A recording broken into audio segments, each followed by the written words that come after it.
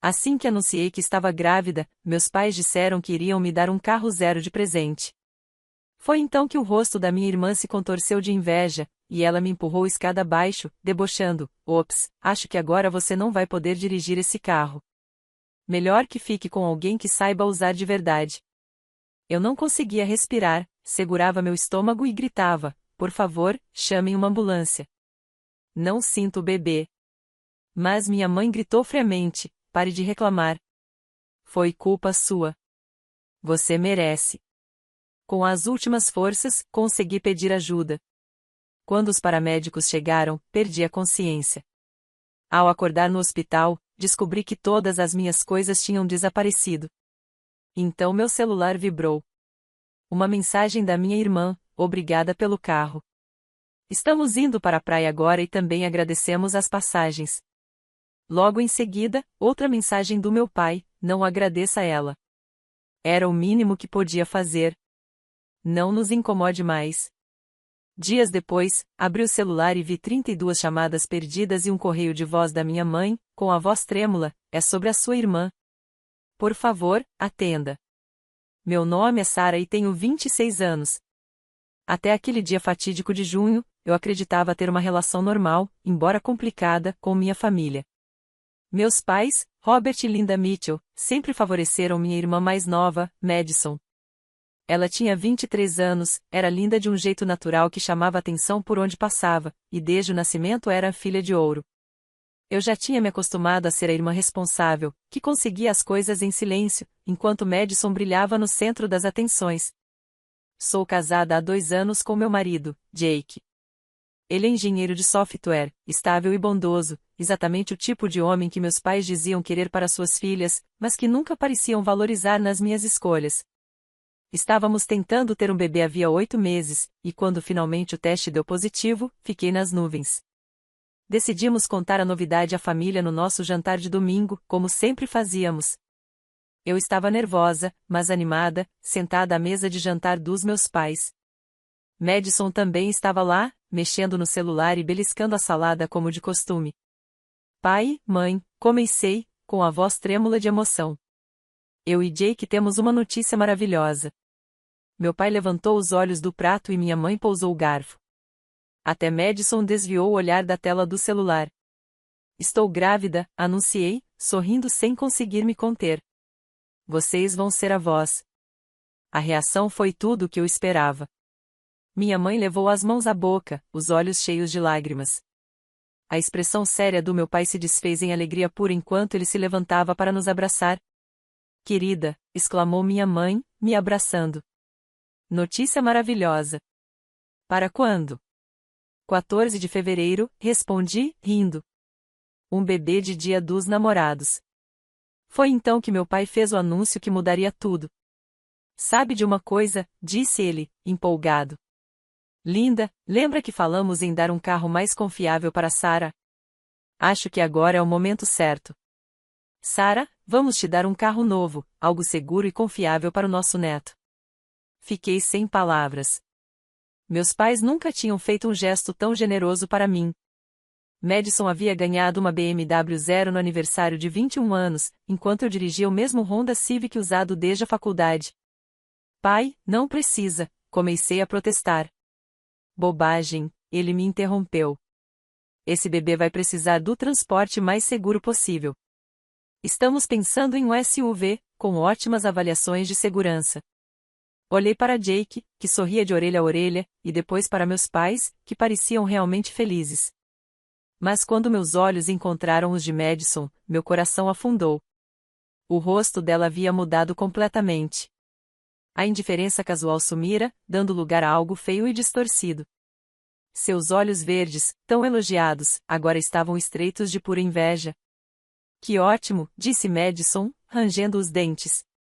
"Muito bom ver a Sara sendo recompensada por ter engravidado." "Madison", repreendeu minha mãe. "Não fale assim da gravidez da sua irmã. Isso é uma bênção." Mas Madison não parou. Ela se levantou bruscamente, a cadeira arrastando no chão de madeira. "Certo. Uma bênção. Então ela engravida e ganha um carro. E eu?" O que ganho por me formar com honras na faculdade? O que ganho por conseguir um emprego numa firma de marketing? Ah, é mesmo, nada. Nada. A tensão na sala era sufocante.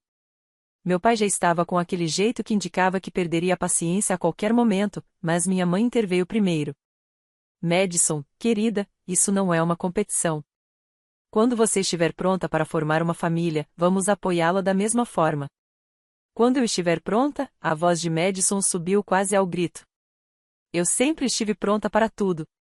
Sempre fui a filha perfeita, a bem-sucedida, e a Sarah engravida e, de repente, vir a princesa que merece tudo. Senti as lágrimas arderem nos olhos. Aquele deveria ser um dos momentos mais felizes da minha vida, e Madison o transformava em algo feio. Madison, por favor, falei baixo. Isso não é sobre você. Não pode simplesmente ficar feliz por mim? Ela girou o corpo na minha direção, e vi em sua expressão algo que realmente me assustou. Feliz por você? Quer dizer, do mesmo jeito que você ficou feliz quando recebi minha promoção? Ah, e espera, você nem foi ao meu jantar de comemoração porque arranjou uma desculpa conveniente de que estava doente. Fiquei atonita, porque era verdade. Eu realmente tinha me sentido mal naquela noite e agora percebia que provavelmente eram os primeiros sintomas da gravidez, mas não podia dizer isso sem revelar que já estava grávida na época da celebração dela. A discussão continuou por mais 10 minutos, com meus pais tentando, sem sucesso, mediar entre nós. Até que Madison saiu furiosa em direção à escada que levava ao segundo andar, onde estava hospedada desde que terminara com o namorado no mês anterior. Eu a segui, na esperança de resolver tudo em particular. Subi atrás dela, chamando seu nome. Madison, espera. Por favor, vamos conversar. Eu nunca quis. Ela se virou de repente no topo da escada, e precisei parar bruscamente para não trombar com ela. Estávamos no patamar, e eu podia ver a fúria emanando de cada gesto seu. Nunca quis o quê? Ela cuspiu as palavras. Nunca quis ser a favorita, só desta vez? Nunca quis finalmente ter algo que eu não tivesse primeiro. Eu não estou tentando competir com você, respondi desesperada. Nunca quis competir. Só quero que sejamos irmãs. Foi então que seu rosto se transformou em algo realmente monstruoso. Sem aviso, ela colocou as duas mãos nos meus ombros e me empurrou com toda a força. Ops, zombou, enquanto eu despencava a escada abaixo. Acho que você não vai poder dirigir aquele carro agora. Melhor que fique com alguém que saiba usar. A queda aconteceu lenta e rápida ao mesmo tempo. Lembro da sensação dos pés deixando o chão, do terror de saber que estava caindo e do instinto desesperado de proteger a barriga com as mãos. Os degraus de madeira castigavam meu corpo a cada impacto, e quando parei ao final da escada, não consegui mais me mover. A dor era indescritível, como se uma marreta tivesse atingido cada parte de mim. Mas o pior era a cólica lancinante no abdômen. Eu sabia, de imediato, que algo estava terrivelmente errado. Por favor, supliquei, olhando para Madison, que ainda estava parada no alto da escada. Chame uma ambulância. Não sinto o bebê. Esperei que ela despertasse daquele acesso de raiva e me ajudasse. Mas não. Ela apenas ficou ali, com o rosto vazio. Foi então que minha mãe apareceu, atraída pela confusão. Quando me viu caída no chão, pensei que, finalmente, teria socorro. Mas sua reação foi quase tão chocante quanto a violência de Madison. Pare de choramingar, disse friamente, olhando para mim com desprezo. Foi culpa sua. Você merece. Não podia acreditar no que ouvia. Minha própria mãe se recusava a me ajudar depois de eu ter sido empurrada pela escada pela minha irmã.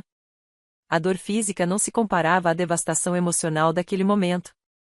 Com os dedos trêmulos, consegui pegar o celular do bolso e disquei 911. A voz da atendente era calma e profissional enquanto eu sussurrava meu endereço e explicava que estava grávida e havia caído da escada. Eu ainda ouvia Madison e minha mãe conversando em tom baixo e urgente, mas o zumbido nos meus ouvidos me impedia de entender. Quando os paramédicos chegaram, eu já estava indo e voltando da consciência. A última imagem antes de apagar foi a de ser colocada numa maca e ver o rosto apavorado de Jake, que chegava ao mesmo tempo que a ambulância. Acordei no hospital. A primeira coisa que percebi foi a ausência do enjoo constante que me acompanhará nas últimas semanas. A segunda foi Jake sentado ao meu lado, os olhos vermelhos e inchados de tanto chorar. O bebê, sussurrei, embora já soubesse a resposta pelo olhar dele. Sinto muito, Sarah, disse, segurando minha mão. Os médicos fizeram de tudo. Não lembro muito das horas seguintes. A dor do luto era esmagadora, intensificada pelos ferimentos. Eu tinha uma concussão, 3 costelas quebradas e o punho fraturado. Mas nada se comparava ao vazio que substituíra minha alegria em ser mãe. Só no dia seguinte descobri o tamanho da traição da minha família. Jake foi em casa buscar roupas e alguns pertences para mim. Mais tarde, me ligou, a voz tensa de raiva.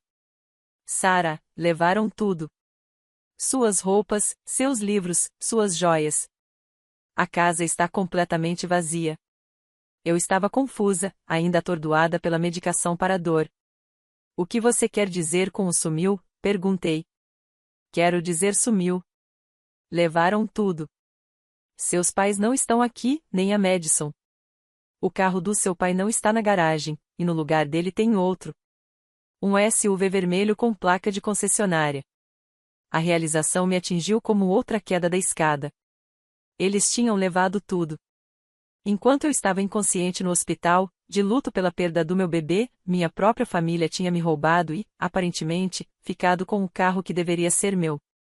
Como se tivesse sido chamada pelos meus pensamentos, meu celular vibrou com uma mensagem. Era da Madison, obrigada pelo carro. Estamos indo para a praia agora, e também agradecemos pelas passagens. Fiquei olhando para a tela, sem conseguir processar o que lia. Passagens para a praia? Que passagens? Outra mensagem chegou, desta vez do meu pai, não agradeça a ela. Foi o mínimo que podia fazer. Não nos incomode mais. Jake voltou ao hospital naquela noite com uma notícia sombria. Ele tinha falado com nossos vizinhos, que contaram ter visto minha família carregando caixas e malas em vários carros. A senhora Peterson, da casa ao lado, mencionou que minha mãe lhe disse que estavam saindo para umas férias em família muito necessárias e que eu estava fazendo drama por causa de uma pequena queda. Eles foram para a casa de praia dos seus pais, disse Jake em voz baixa. E aparentemente levaram as passagens de viagem que eram nossas. Foi quando lembrei que Jake tinha me surpreendido com um pacote de fim de semana em Virginia Beach para o nosso aniversário no mês seguinte. As passagens estavam na minha comoda. Eles levaram aquilo também. Passei a semana seguinte em um nevoeiro de luto e descrença. Os médicos quiseram me manter em observação por causa da pancada na cabeça e, sinceramente, eu não estava pronta para enfrentar o mundo de qualquer forma. Jake foi incrível, cuidando de toda a parte prática e tentando me proteger do pior. Mas não havia como me proteger da realidade. Minha família não apenas me fez perder meu bebê, como também me roubou e me abandonou. Nos primeiros dias, meu celular não parava de tocar. Eram amigos e parentes que tinham ouvido sobre o acidente e ligavam para se solidarizar. Mas eu não conseguia contar a verdade. Como explicar que sua irmã a empurrou da escada e que seus pais ficaram do lado dela? Depois, o telefone ficou mudo. 3 dias sem uma ligação sequer. Devia ter percebido que algo estava errado.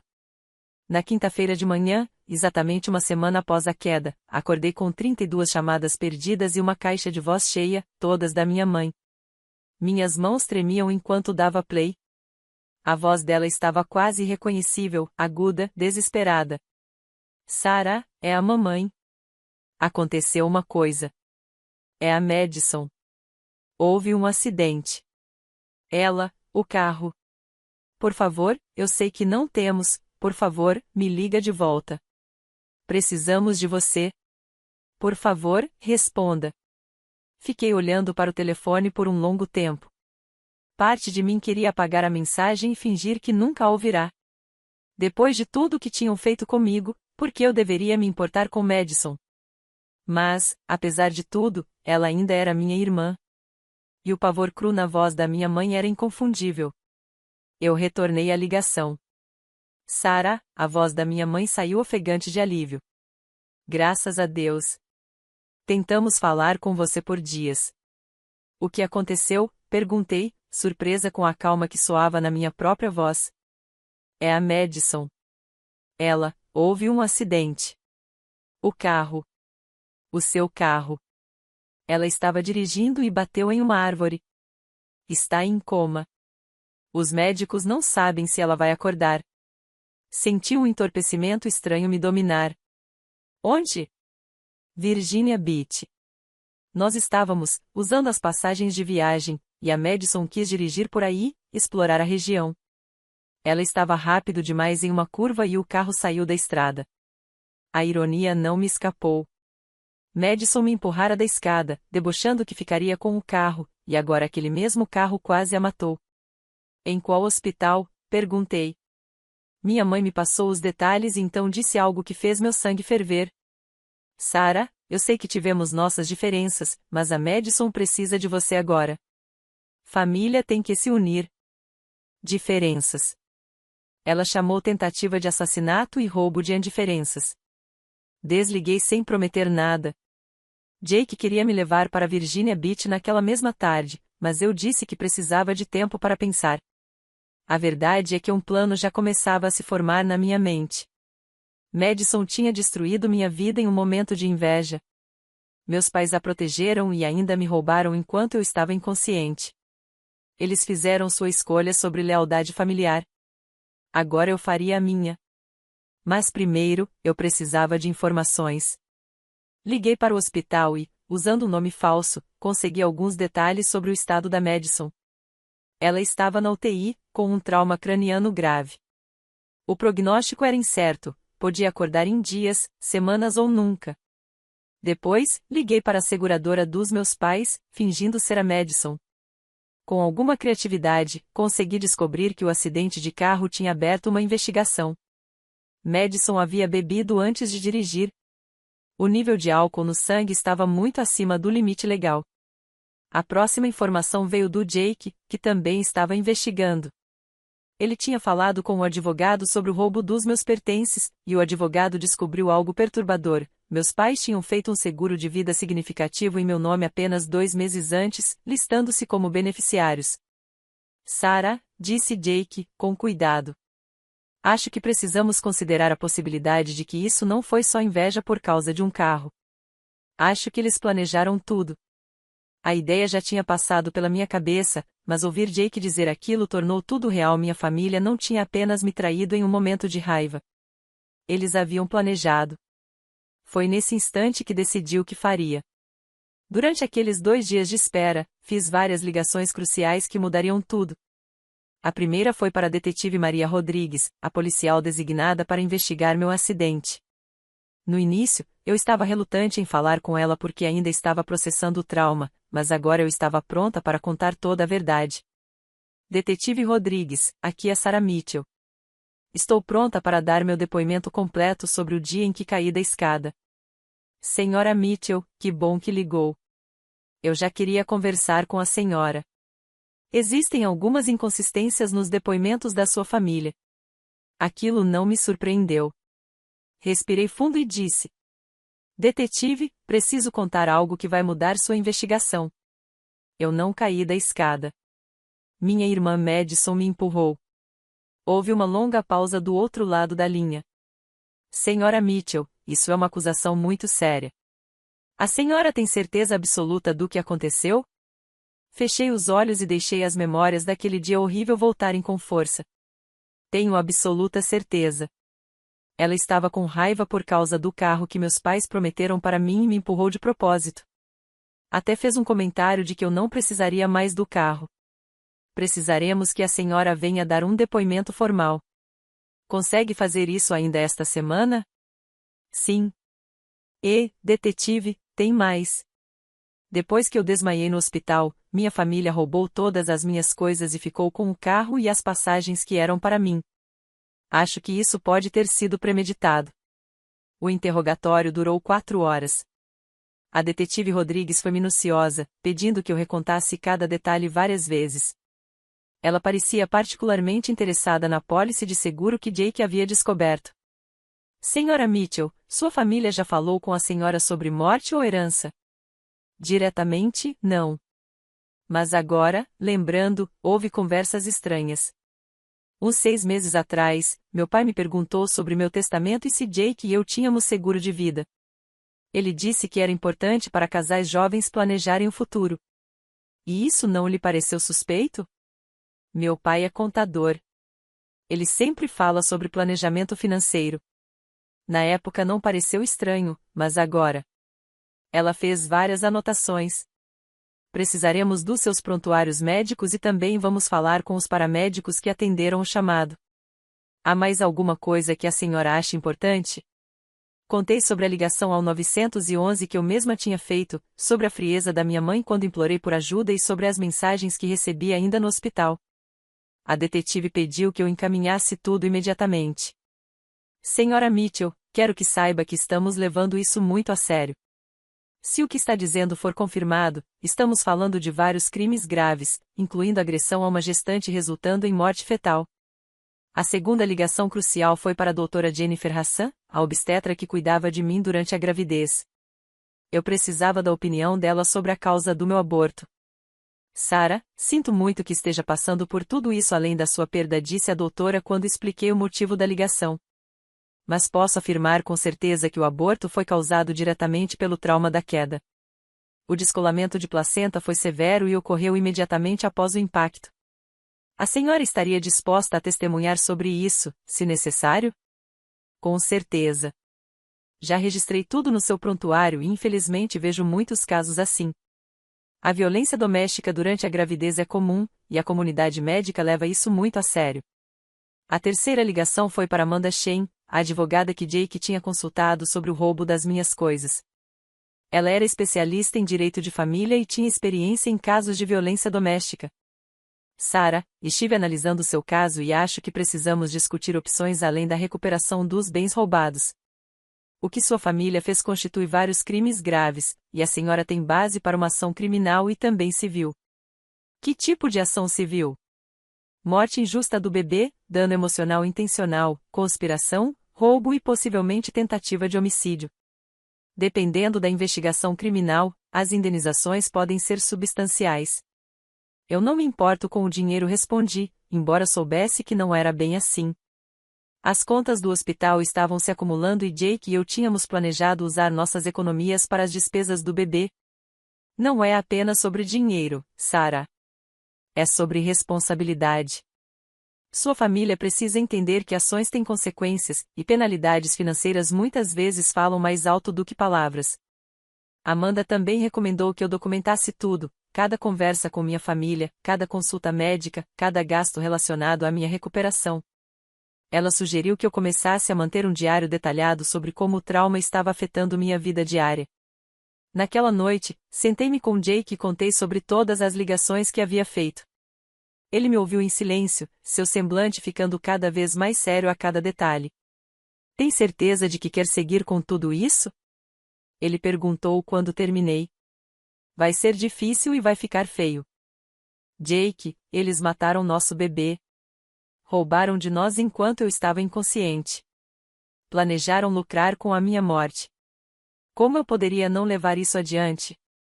Ele estendeu a mão sobre a mesa e segurou a minha. Você tem razão. Só quero ter certeza de que está preparada para o que isso vai significar. Seus pais vão tentar manipular você. Vão usar o discurso de família, vão tentar fazê-la se sentir culpada. Pensei nisso por um momento. Quer saber? Que tentem. Passei a vida inteira sendo a compreensiva, a que mantinha a paz. Veja onde isso me trouxe. Na manhã seguinte, recebi uma ligação inesperada da minha tia Patrícia, irmã do meu pai. Patrícia sempre fora a ovelha negra da família Mitchell. Casara-se com um homem de quem meus avós desaprovavam e se mudará para a Califórnia quando eu ainda era pequena. Só a víamos em funerais e grandes feriados. Sarah, querida, fiquei sabendo do que aconteceu. Sinto muito pelo bebê. Obrigada, tia Patrícia. Como a senhora soube? Sua mãe me ligou ontem. Está tentando reunir a família para apoiar a Madison e queria que eu convencesse você a desistir de qualquer ação legal. Senti uma raiva familiar subir no peito. Ela ligou para manipular você. Acho que essa era a intenção dela, sim. Mas, Sarah, quero que saiba de uma coisa. O que aconteceu com você não me surpreende. Como assim? Patrícia suspirou profundamente. Seus pais sempre tiveram favoritos, e Madison sempre teve um lado cruel. Quando vocês eram pequenas, eu a vi machucar você várias vezes, e seus pais ou não percebiam, ou escolhiam ignorar. Eu não me lembro disso. Você era muito nova. Mas lembro de um Natal, você devia ter uns 4 anos e Madison, 2. Você ganhou uma boneca que ela queria. Ela quebrou a boneca de propósito, quando ninguém estava olhando. Quando você chorou, sua mãe a repreendeu por ser apegada demais a coisas materiais. E Madison apenas sorriu. Essa revelação me atingiu como um soco. Será que a inveja e a crueldade de Madison sempre estiveram lá, e eu tinha sido ingênua demais para perceber?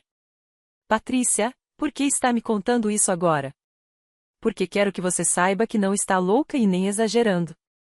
Seus pais encobriram o comportamento da Madison a vida inteira, e agora isso escalou para algo realmente perigoso. Você tem todo o direito de se proteger. A senhora testemunharia sobre isso, se fosse necessário? Com certeza. Esperei décadas para que alguém finalmente os responsabilizasse. Aquela conversa com Patrícia abriu as comportas de lembranças que eu aparentemente havia reprimido. Comecei a recordar outros episódios da infância, momentos em que Madison tinha me machucado ou quebrado minhas coisas, e meus pais encontravam um jeito de justificar ou me culpar por provocá-la. Liguei para a doutora Raquel Stern, uma terapeuta especializada em traumas familiares, e marquei uma consulta para a semana seguinte. Se eu realmente iria mover uma ação contra minha família, precisava compreender a fundo as dinâmicas psicológicas que me trouxeram até aqui. Na nossa primeira sessão, a doutora Stern pediu que eu descrevesse minha relação com Madison ao longo da vida. Sempre achei que éramos próximas, comecei, mas parei. Na verdade, isso não é verdade. Eu sempre quis que fossemos próximas. Mas olhando para trás, acho que eu sempre andei em ovos perto dela. Pode me dar um exemplo? Perguntou a doutora Stern. Quando estávamos no ensino médio, entrei para a lista de honra. Foi algo muito importante para mim, porque eu vinha lutando bastante com química. Mas, quando contei para minha família no jantar, Madison imediatamente começou a falar que lista de honra não importava, porque ela seria coroada rainha do baile. Meus pais passaram o resto da refeição discutindo o vestido dela para o baile. E como isso fez você se sentir? Decepcionada, acho. Mas eu me convenci de que estava tudo bem, porque ser rainha do baile era algo maior do que entrar na lista de honra.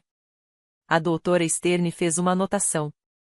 Sarah, parece que você aprendeu cedo a minimizar suas próprias conquistas para lidar com o ciúme de Madison e o favoritismo dos seus pais.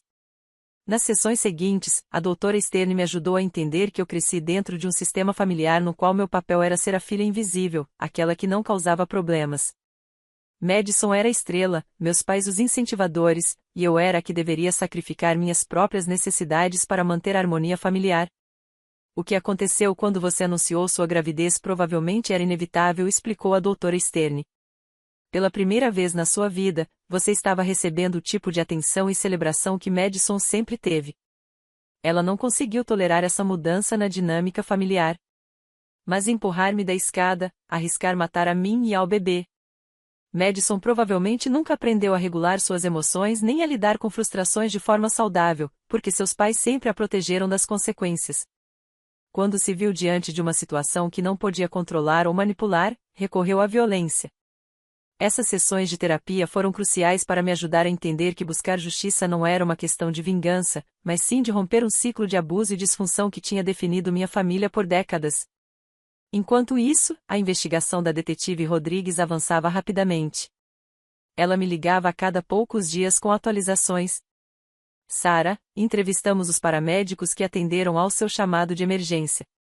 Ambos notaram que seus ferimentos eram mais consistentes com alguém sendo empurrado do que com uma queda acidental, especificamente o ângulo da fratura no seu punho e o padrão dos hematomas nas suas costas. O que isso significa legalmente? Significa que temos evidências médicas que corroboram o seu relato. Também recuperamos a gravação do 911, e é possível ouvir claramente você pedindo ajuda enquanto uma mulher ao fundo, presumivelmente sua mãe, diz a alguém para parar de ser dramático. Alguns dias depois, ela ligou com notícias ainda mais significativas. Sarah, cumprimos um mandado de busca na casa de praia dos seus pais. Recuperamos a maior parte dos seus pertences roubados, incluindo joias, eletrônicos e documentos pessoais.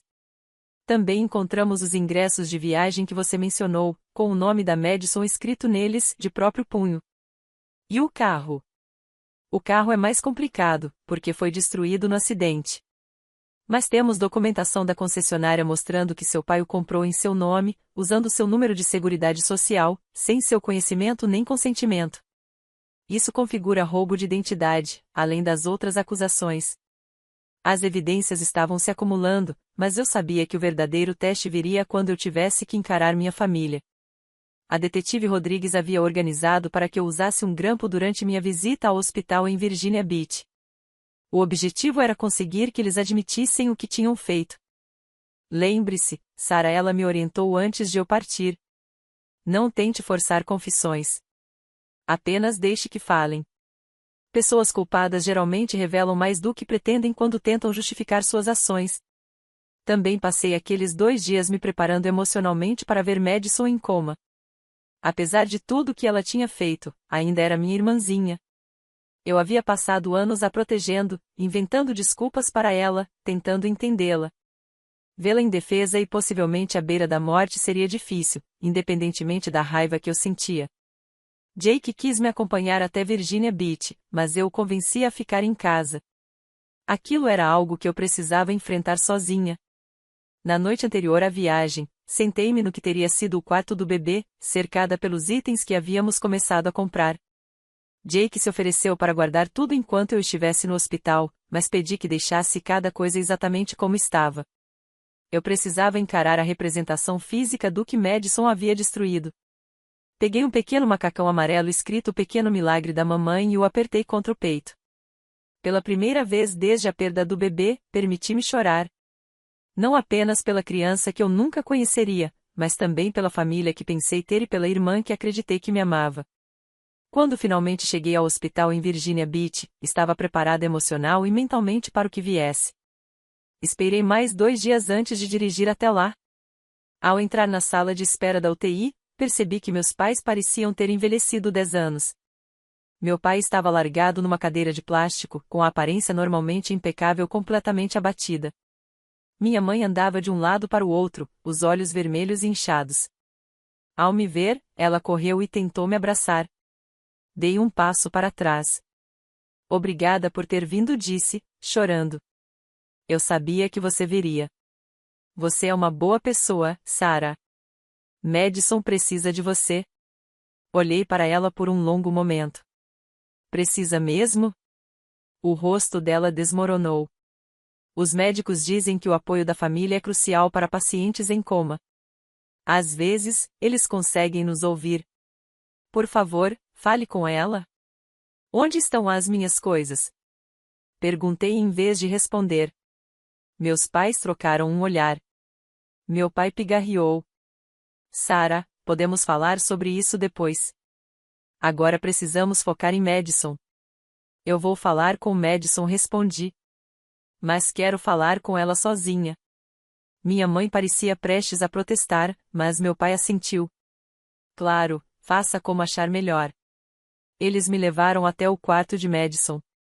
Ela estava quase irreconhecível, ligada a várias máquinas, a cabeça enfaixada. Por um instante, senti uma pontada de tristeza genuína pela irmã com quem cresci, antes de ser consumida pela inveja e pelo ódio. Mas logo me lembrei do sorriso debochado dela ao me empurrar escada abaixo. Lembrei da mensagem se gabando do meu carro. Lembrei da minha mãe me dizendo que eu merecia perder meu bebê. Arrastei uma cadeira até a beira da cama e esperei até ter certeza de que meus pais estavam fora de alcance. Olá, Madison, murmurei. Estou aqui, como a mamãe queria. Ela acha que você pode me ouvir, então vou aproveitar para dizer algumas coisas. Parei, observando seu rosto imóvel. Primeiro, quero que saiba que perdi o bebê. Seu empurrãozinho na escada matou meu filho. Espero que esteja satisfeita com isso. Nenhuma resposta, claro. Segundo, eu sei sobre a apólice de seguro que a mamãe e o papai fizeram em meu nome. Sei que não foi apenas um momento de ciúme. Você planejava me machucar. Inclinei-me para perto do ouvido dela. Mas tem uma coisa que você não sabe, Madison. Enquanto você estava deitada aqui, eu estive ocupada. Fui à polícia. Contei tudo sobre como você me empurrou. Tenho registros médicos provando que meus ferimentos são compatíveis com uma queda provocada, não com um acidente. A investigação está em andamento. Recostei-me na cadeira. Também estive conversando com advogados, muitos. O que cuida do roubo das minhas coisas está confiante de que teremos acusações criminais. Mas o que cuida da morte do meu bebê é ainda mais interessante. Você sabia que, na Virgínia, se alguém agride uma mulher grávida e causa a perda do bebê, pode ser acusado de homicídio culposo? Olhei pelo corredor para me certificar de que ainda estávamos sozinhas. Mas a melhor parte, Madison, é o que descobri sobre o seu acidente. Você estava bêbada, altamente intoxicada, em um carro obtido de forma fraudulenta já que deveria ser meu. A seguradora está muito interessada nesse detalhe. Levantei-me e fui até a janela, contemplando o oceano que Madison tanto queria ver com as passagens que roubou de mim. Então é o seguinte, continuei, virando-me para sua forma imóvel. Quando você acordar, se acordar, será presa. Mamãe e papai também serão. Vou garantir que todos vocês paguem pelo que fizeram comigo e com meu bebê. Aproximei-me novamente da cama. Mas quero que saiba que não sou completamente sem coração. Vou lhe dar uma escolha: você pode acordar e enfrentar as consequências dos seus atos ou pode simplesmente partir em paz. De qualquer forma, eu venço. Estendi a mão e toquei de leve a mão enfaixada dela. Bons sonhos, irmãzinha. Quando saí do quarto, meus pais me esperavam ansiosos no corredor. Como ela está? Perguntou minha mãe imediatamente. Igual respondi. Mas acho que ela me ouviu. Meu pai deu um passo à frente. Sarah, suas coisas. Eu sei onde estão minhas coisas, interrompi. Estão na casa de praia de vocês, junto com minhas passagens de viagem que usaram e com meu carro, que a Madison destruiu. Os rostos deles empalideceram. Eu também sei sobre a apólice de seguro de vida, continuei. E já fui à polícia contar que a Madison me empurrou da escada. Minha mãe arfou. Sarah, você não pode acreditar que... Eu não acredito em nada, cortei. Eu sei. Eu me lembro de cada detalhe daquele dia. A Madison me empurrou de propósito, e você me disse que eu merecia perder meu bebê. Meu pai abriu a boca, mas nenhuma palavra saiu. Vai ser assim, declarei, repetindo as mesmas palavras que havia dito a Madison. Eu vou para casa. Vou continuar colaborando com a investigação da polícia. Vou seguir todas as vias legais disponíveis. E nunca mais vou falar com nenhum de vocês. Sarah, por favor, implorou minha mãe. Nós somos uma família. Cometemos erros. Não respondi com firmeza. Vocês fizeram escolhas. A Madison escolheu me empurrar da escada. Vocês escolheram me culpar. Os dois escolheram me roubar enquanto eu estava inconsciente. Isso não foram erros. Foram atos deliberados de crueldade. Comecei a me afastar, mas voltei a me virar. Ah, e mais uma coisa. Eu sou a parente mais próxima da Madison depois de vocês. Se algo acontecer, eu é que vou decidir sobre o tratamento dela. É algo para pensarem a respeito.